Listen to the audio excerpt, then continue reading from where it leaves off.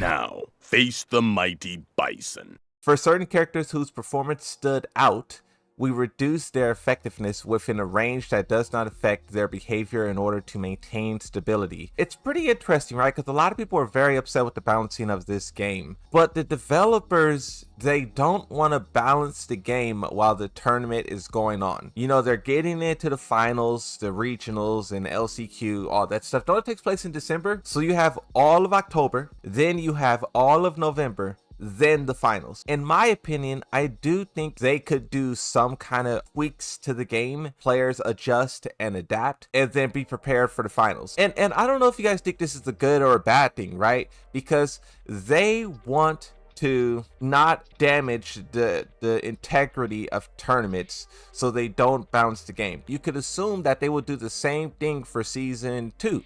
Season 2 update, boom, big update. Let's say it changes everything. Will that update stay that way for the whole year, and you will basically see them do bugs and glitches and little buffs here and there? They won't radically overhaul the game. I wonder if that's a good thing. I wonder if they should or should not do it. I say probably not. I say at this point, bro, you probably just have to like make some real changes. Like if the game needs it, the game needs it, and just get in there and make it work, right? Like I get what they wanted to do. It's just not working, in my opinion. Tournaments are very important, but I think the day-to-day gameplay of the average person is more worth than tournaments. And then also you have these moments, downtime in between tournaments, where you could make a major change. Let's say if they really wanted to tap Yoshimitsu or you know, take out Dragunov, they could do that. Is then players can lab those new versions of those characters before the tournament and then be prepared. An unbalanced game is a bad game. We'll see. I agree with you. I definitely agree with you. But the thing about the FGC is that players are not honest. I use Devil Jin as an example. Devil Jin was extremely busted at the start of the game. And everyone was like, this guy is OP, he needs to be nerfed, and you know, he needs to be nerfed now. And the developers did so. But what you then had happen is that everyone immediately started to beg for the guy to get buffed again. And when you say like an unbalanced game is bad, like which of the two is bad? Devil Jin being busted at the start or Devil Jin being trash at the beginning? The players seem to be upset by both. I don't know. I do agree that unbalanced game is bad, but I think that the players are also making the situation very frustrating. You say nerf a character and that characters get nerfed, and then you immediately start saying buff them, and it's like, come on bro, we're just gonna go back and forth with buffing and nerfing Devil Jin for years. We did that with Tekken 7. In Tekken 7 there was multiple different characters who was like buff nerf, buff nerf, buff nerf over the course of multiple different seasons. In my opinion, there's no real way to satisfy the players. A lot of these guys are tournament players. If Tekken 7 taught us anything, it's probably that the devs shouldn't listen to Twitter. The characters that players dislike will never be, you know, pushed. Like I said, I do agree with what you're saying, but I think there's a problem there that prevents us from reaching a true balance in a sense, you know? So for the future update, an upcoming version 1.09 update, we're considering adjustments that will affect behaviors of certain characters such as Dragunov's Alyssa, including changes to tracking performance and their attacks and reaction to the opponent when hit. So this update sounds like it will be something really like impactful. Real talk, I get tired of waiting which character it is. Right after Lydia releases, so this is right after Evo, I asked, should Tekken 8 reveal DLC all at once like Street Fighter 6 or one at a time? One at a time is problematic for many reasons. I'd be sitting around waiting like, okay, what character is it going to be? When are they going to show it? Like, it kind of gets annoying after a while. Like, it's like, just hurry up and tell me so I could just know. Also, too, the other problem with one at a time is players being able to purchase the season pass before knowing what they're paying for. Some people are open to playing whatever. They'll buy the season pass and they just want to play whoever's in it. But there's some people who buy it wishing and hoping that one of those characters is their main character, and those are the people who are like really getting burned, because, you know, if you look at season 1, I guarantee many people who purchased it was not expecting the characters who were in it. But a lot of people want like Armor King and Anna and Miguel and Bob, and I just say, like, if you buy season 1 expecting those characters, they're not in it, and then you buy season 2 pass and they're not in it, you buy season 3, like, it doesn't have to be that way. Basically, the reason why I voted all at once is Mortal Kombat and Street Fighter does it, and they proved that you could still make a lot of money showing the characters early. It doesn't take away from people buying them when they release. If the developers are worried about that, like, oh, if we show, you know, this guest character way in January, will people buy it in December?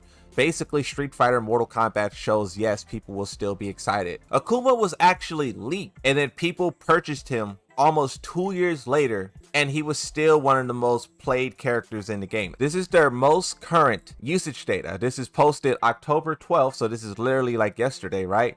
And you can see Akuma is at the top. The base DLC characters, the developers make these characters like sneakily strong. Like Lydia in Heat will steamroll you. Eddie, he's tricky, and that tricky is enough to beat a decent amount of players. Heihachi is just straight up ruthless. He's brutal. He's powerful, right? But with the guest characters, those guys are just a step up. They're monsters. They're complete monsters.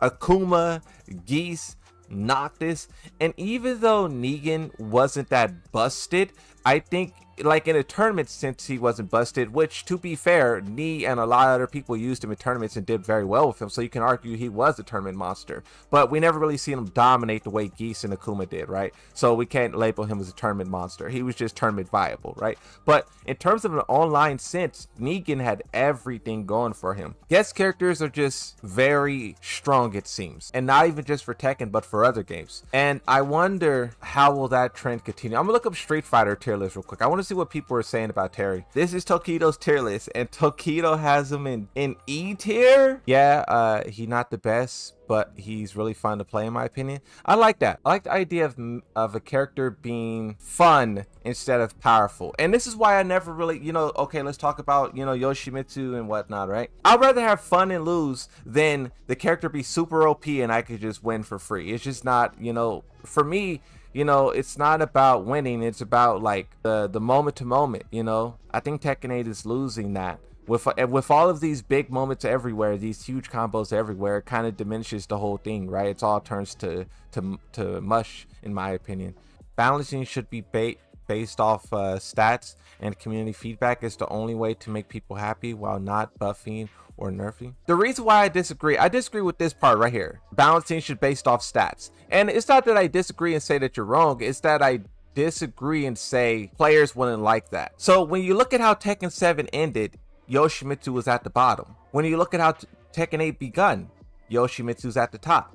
Jin Kazama's at the bottom, Tekken 8, he's at the top. You can argue that the developers have looked at the characters who statistically was performing the worst in Tekken 7 and made them significantly better. But as we see with the current landscape, the players do not want that at all. So the question that I ask you is, so when the stats show one thing and the developers follow the stats, but then you had feedback from the players that go in the other direction, what do? You know, obviously Yoshimitsu is super busted in Tekken 8, so he should be nerfed. But Jayu's also statistically one of the worst characters in Tekken 7. And I'm not trying to like, you know, confuse you or like hit you with a gotcha or anything. I'm just showing you these things. So basically we can see how complex of a thing it is. Even when you talk about Zafina statistically being one of the strongest characters in Tekken 7, and then in Tekken 8 she fell off hard kinda. 5 years.